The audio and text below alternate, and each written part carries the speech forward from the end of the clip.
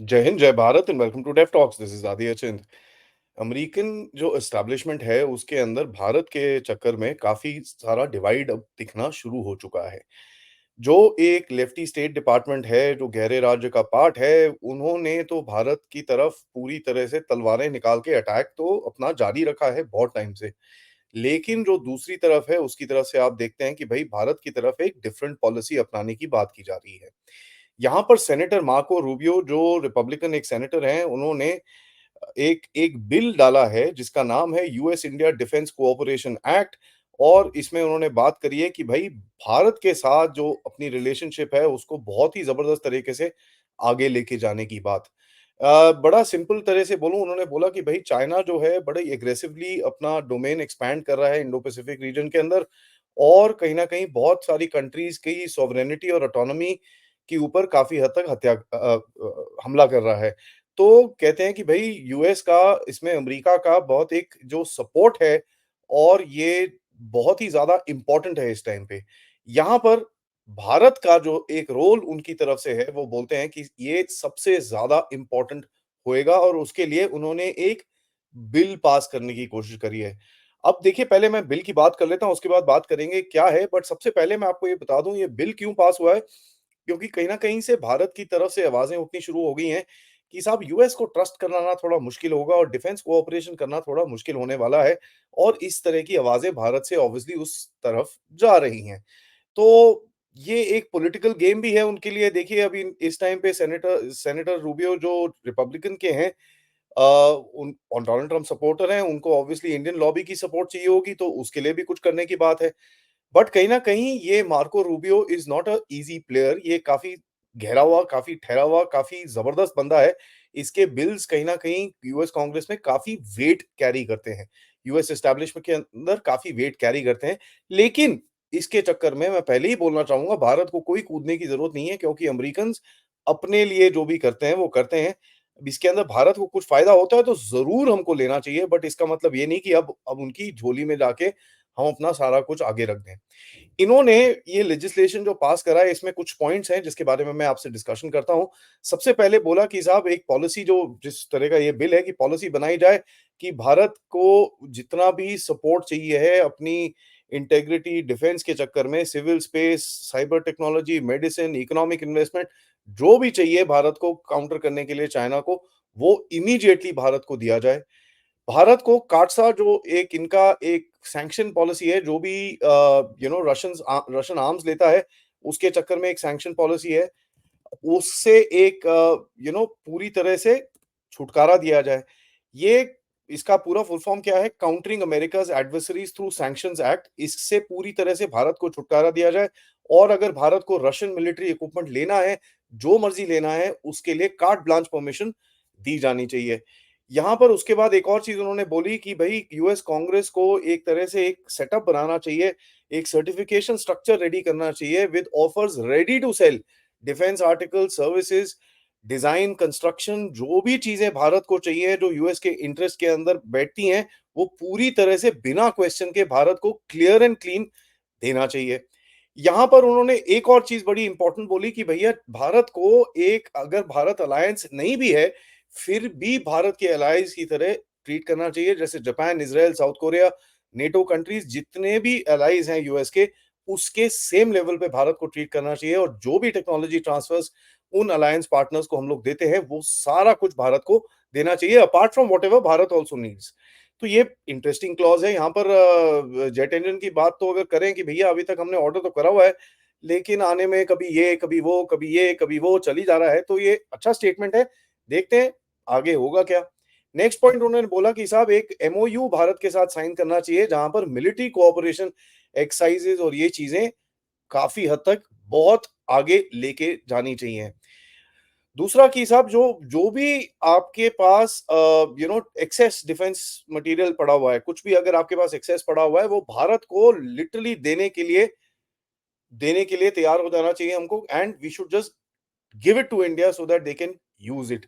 Military training, military cooperation में काफी हद तक बढ़ोतरी की बात करी है। एंड जो सबसे ज्यादा इंटरेस्टिंग है, जिसमें मेरे को बहुत हंसी आई कि साहब पाकिस्तान जो है, पाकिस्तान जो है टेररिज्म और जो प्रॉक्सी ग्रुप्स के साथ काम कर रहा है उसमें एक इन्वेस्टिगेशन होनी चाहिए और यहां तक कि बार पाकिस्तान मतलब पाकिस्तान को बैन कर दिया जाना चाहिए अगर वो मिलता है कि वो सपोर्ट टेररिज्म को करता है जिस तरह से वो कर रहा है। तो ये पांच ये पांच आठ पॉइंट्स उन्होंने इस बिल के अंदर डाले हैं which are very very interesting to note. अब जरा देखें चक्कर क्या है? चक्कर यही है मैंने आपको पहले बताया कि भई जिस तरह से भारत के प्रधानमंत्री नरेंद्र मोदी जी ने जाके रशिया के प्रेज़िडेंट को जप्पी मारी, उसके बाद से यूएस एस्टैब्लिशमेंट काफ़ी तरह से हिल गई है और अभी तक उनका रोना-धोना खत्म नहीं हुआ है। रीसेंट कांग्रेशनल हियरिंग्स अगर आप सुने और देखें, आपको दिखेगा कि साहब रोना-धोना तो इतना ज़्यादा है कि भारत, भारत, भारत, भारत, भारत, भारत, भारत, भारत चली जा रहा है वहाँ पर। इनको एक स्ट्रैटेजिक लॉस दिख रहा है इस जगह के अंदर और स्पेशली ये जो लेफ्टी डीप स्टेट की जो गेम्स खेली गई हैं भारत की तरफ से, तो भारत के अंदर जो एक आवाज़ उतर रही है कि साहब ये अमेरिकन ना ट्रस्टवर्दी नहीं है। तो हम ज़रा अपना चार्ट करते हैं, अपनी पॉलिसी अपनी चार्ट करते हैं, जो ऑब्वियसली भारत कर ही रहा है और भारत की तरफ से स्ट्रैटेजिक ऑटोनॉमी की कॉल बड़ी ज़ोर से दी जा रही है। देखिए जेट इंजन्स की बात करें अगर अभी जैसे आमका की नेगोशिएशंस चल रही हैं, आमका में जीई और बाकी भी जो हैं अमेरिकन पार्टनर्स भी हैं उसके अंदर, लेकिन भारत बात कर रहा है रशिया के साथ, भारत बात कर रहा है रोल्स-रॉयस के साथ, भारत बात कर रहा है साफरान इंजिन्स फ्रॉम फ्रांस के साथ। तो कहीं न कहीं इन लोगों को भी पता है कि अगर भारत हाथ से निकल गया, तो उसके बाद वापस नहीं आने वाला क्योंकि एक कोर टेक्नोलॉजी जो भारत को इस टाइम पे चाहिए, which is the jet engine technology. तो कहीं न कहीं ये भारत को अपीज़ करने की कोशिश करेंगे और एक चीज़ आपको और देखनी पड़ेगी। इसको दूसरे एंगल से अगर आप देखें, क्योंकि देखिए मैंने आपको बताया कि भई ये जो यूना पार्टी है, ये सारे एक मिले हुए हैं। आपको इस तरह से भी देखना चाहिए कि साहब आप अभी टेक्नोलॉजी लेवल के ऊपर डिफेंस टेक्नोलॉजी में थोड़ा आगे बढ़ रहे हो। अगर ये आपको खुले में चीज़ें देंगे, तो ऑब्वियसली भारत के अंदर एक प्रोपेंसिटी रहेगी कि साहब फटाफट ले लो यार, चाहिए हमको भी अभी डेवलपमेंट चलने दो बट फटाफट उठा लो वहाँ से। तो कहीं न कहीं आपकी जो लोकल इंडस्ट्री है उसकी उसको भी थोड़ा-सा कंट्रोल करने की कोशिश की जाएगी with this sort of a thing. और देखिए यार यूएस का नज़रिया क्या है? यूएस का नज़रिया है कि आप जाके चाइना के साथ आगे खड़े हो जाओ, ताकि वो हमको यूक्रेन की तरह सपोर्ट करते रहें और हम ज़रा चाइना के साथ झड़प-बढ़प जो भी करना है वो करते रहें। तो ये भी चीज़ें हैं। भारत को देखिए ऐसा करना क्या चाहिए इन चीज़ों के अंदर? करना बड़ा सिंपल सा चाहिए जो भारत के नेशनल इंटरेस्ट के अंदर है। अब यूएस ने एक बिल प्रपोज़ करा है, बड़ी अच्छी बात है, very good, that is good, हमको अच्छा लगा। लेकिन हम वो ही करेंगे जो हमारे नेशनल इंटरेस्ट में बैठता है और यहाँ पर नेशनल इंटरेस्ट के हिसाब में हमारा आत्मनिर्भर के ऊपर पूरी तरह से ज़ोर हमेशा-हमेशा रहना चाहिए। एक और चीज़ मैं आपको बोलूँगा कि इससे आपको जैसे मैंने शो के शुरू में बताया कि आपको जो एक डिवाइड दिखता है यूएस एस्टैब्लिशमेंट में ऑन द इंडिया पॉलिसी ये बड़े क्लियरली बाहर आता है। क्योंकि एंटनी ब्लिंकन और डोनाल्ड लू के स्टेटमेंट्स आपने थोड़े टाइम पहले देखे ही मैंने कल सुबह आपके साथ कवरेज करी थी जहां पर मैंने आपको बताया कि डोनाल्ड लू बड़े परेशान थे जो असिस्टेंट सेक्रेटरी ऑफ स्टेट हैं वो बड़े परेशान थे कि साहब मोदी साहब ने जाके पुतिन को झप्पी मार दी और कहते हैं कि जी ये टाइमिंग बड़ी खराब है और टाइमिंग बड़ी खराब होने के चक्कर के अंदर भारत क्योंकि गया रशिया के पास यूएस वापस आया पाकिस्तान के अंदर तो वहां पर पाकिस्तान में शगन के लिए एक 101 मिलियन डॉलर की भी उन्होंने मांग करी है कि जी पाकिस्तान को ये एड हमको देनी चाहिए। यहाँ पर हमको एक चीज़ और समझनी पड़ेगी कि देखिए ये जो भी गेम हो रही है, ये हो रही है एक गेम आपसे एक लेवरेज क्रिएट करने के लिए और आप अगर उस गेम के अंदर ना पड़े तो आपका सबसे बेहतर गेम रहेगा क्योंकि देखिए आज तो रिपब्लिकन्स आ रहे हैं, कल अगर वापस डेमोक्रेट्स आ गए तो आपको पता ही है कि फिर गेम क्या होने वाली है। फिर अड़ंगे डालेंगे, फिर लेफ्टी डीप स्टेट ये वो पूरा गेम चलेगा। क्योंकि देखिए डोनाल्ड ट्रम्प पूरा ये डीप स्टेट को तोड़ना थोड़ा मुश्किल ही है।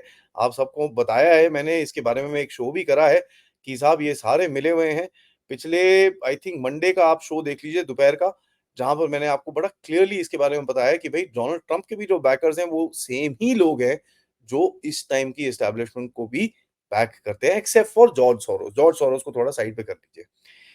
तो गेम है, देखते हैं भारत क्या करेगा क्योंकि भारत का गेम रहेगा आगे और लेवरेज क्रिएट करने के लिए और थोड़ा-सा उनके ऊपर प्रेशर डालने के लिए, ताकि आपकी तरफ से जो भी आपके अंदर ये उल्टे काम हो रहे हैं और जो उनके जो प्यादे यहाँ पर भड़कते हैं, उनको कंट्रोल करने के लिए आपको पूरी तरह से एक सपोर्ट स्ट्रक्चर अपना खड़ा करना पड़ेगा क्योंकि जैसे ही आप इनके पीछे जाओगे, आपको पता है उसके बाद भारत में क्या होने वाला है।